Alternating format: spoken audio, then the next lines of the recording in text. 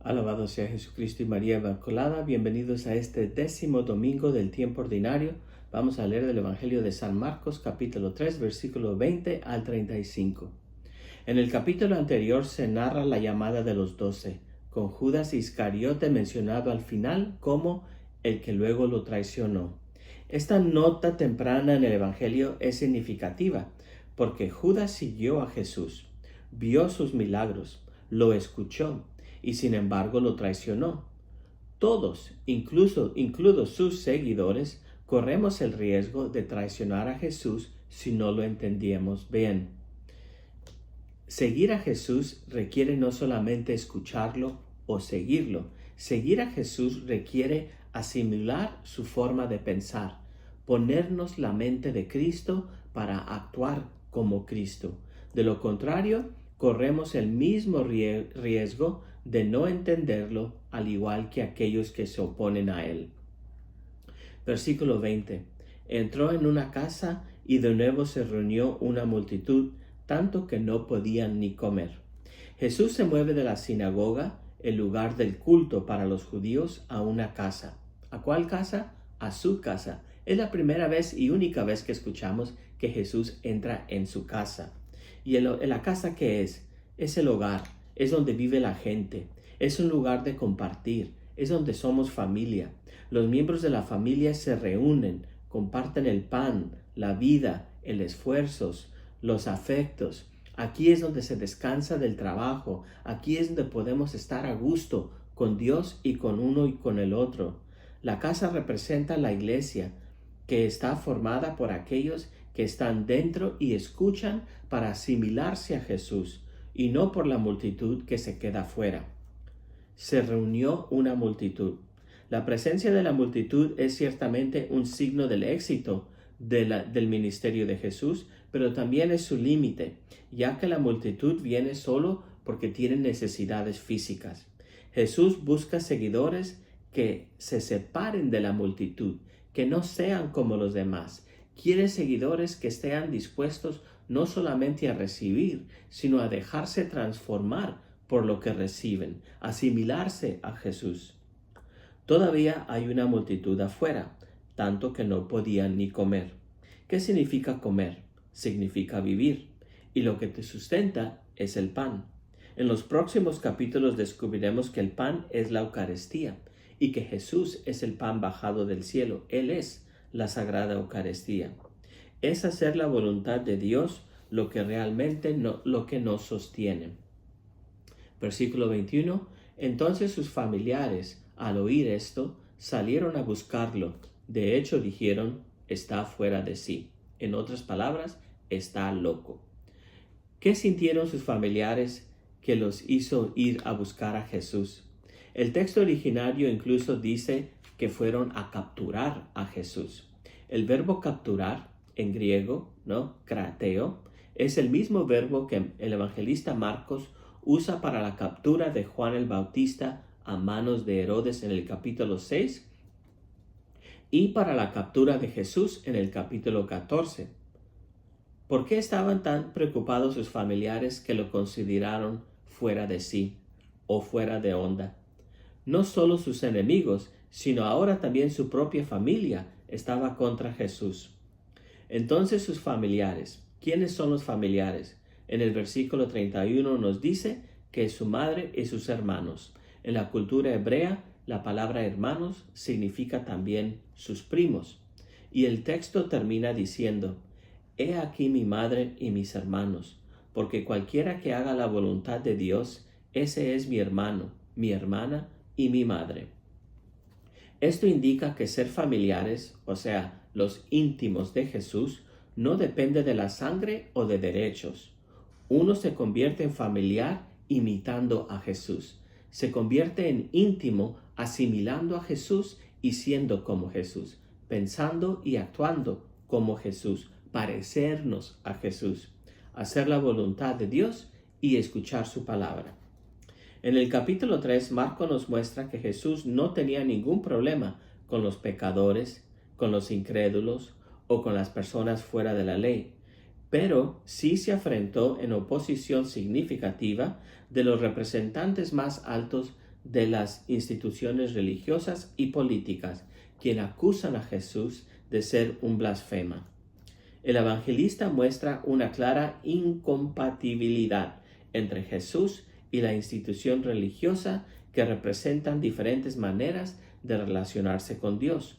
Los religiosos insisten en una relación basada en una obediencia ciega a la ley y preceptos, y Jesús en vez está instalando una relación con Dios basada en libremente aceptar el amor incondicional de Dios que nos transforma. ¿Quién sigue a Jesús? La gente cansada de la opresión religiosa, ve una alternativa en Jesús y acude a él. Este hombre está poseído por Beelzebul, dice el evangelista. Este es el colmo de la difamación. Aquel que expulsa demonios y libera a la gente es juzgado como poseído por el diablo. La difamación contra Jesús fue planificada muy claramente porque los líderes religiosos escogieron y eligieron el nombre Beelzebul intencionalmente. Entre los muchos demonios en que la gente creía en ese tiempo, eligieron a Beelzebul, el más popular y el más temido de todos los demonios. El nombre compuesto Beelzebul viene compuesto de dos palabras: Baal, que quiere decir Señor, y Zebul, que quiere decir moscas. Bzz, mosca. Y ya saben cómo enfadan las moscas, ya saben lo que representan las moscas, ya saben dónde es que encontramos las moscas. Significa el Señor de las moscas, ¿no? Y las moscas en el tiempo de Jesús venían consideradas como la causa principal de infecciones y enfermedades. Era una maldición de Dios. Según los escribas, Jesús no libera a la gente, en cambio, según ellos, Jesús los hace más víctimas del demonio, ya que sus poderes provienen de Satanás, el líder de los demonios. Versículos 23 al 27. Pero él los llamó y les dijo en parábolas: ¿Cómo puede Satanás expulsar a Satanás? Si un reino está dividido contra sí mismo, ese reino no puede mantenerse en pie. Mientras que los escribas que difaman a Jesús no se atrevieron a confrontarlo, Jesús los llamó para demostrar la absurdidad de su acusación, diciendo: ¿Cómo puede Satanás expulsar a Satanás? Satanás significa el acusador, aquel que divide, el que separa al hombre de Dios y a los hermanos y hermanas entre sí, manteniendo a todos como esclavos del pecado. Si un reino se divide, se termina. Al mismo tiempo, con la parábola del hombre fuerte, Jesús nos invita a no subestimar el poder del mal. Aquellos que son demasiado seguros de sí mismos y confían solo en su propia fuerza, muy seguido, ¿no?, subestiman la fuerza del mal y sucumben a él fácilmente. Papa Francisco nos advierte muy claro que con el demonio no se juega, que con el demonio no se platica, que con el demonio no se habla, porque es mucho más poderoso que nosotros y nos hará sufrir. Todo será perdonado a los hijos de los hombres, los pecados e incluso las blasfemias, dice Jesús, menos el pecado contra el Espíritu Santo. Jesús dice que no hay maldad, no hay pecado que no sea perdonado. Jesús vino a perdonar los pecados. Dios es amor y perdón, y no puede no perdonar. El pecado imperdonable es negar la evidencia, es negar lo que es obvio ante los ojos. Como las más altas autoridades religiosas de Israel saben que las acciones de Jesús solo pueden venir de Dios, pero no les conviene reconocer la verdad.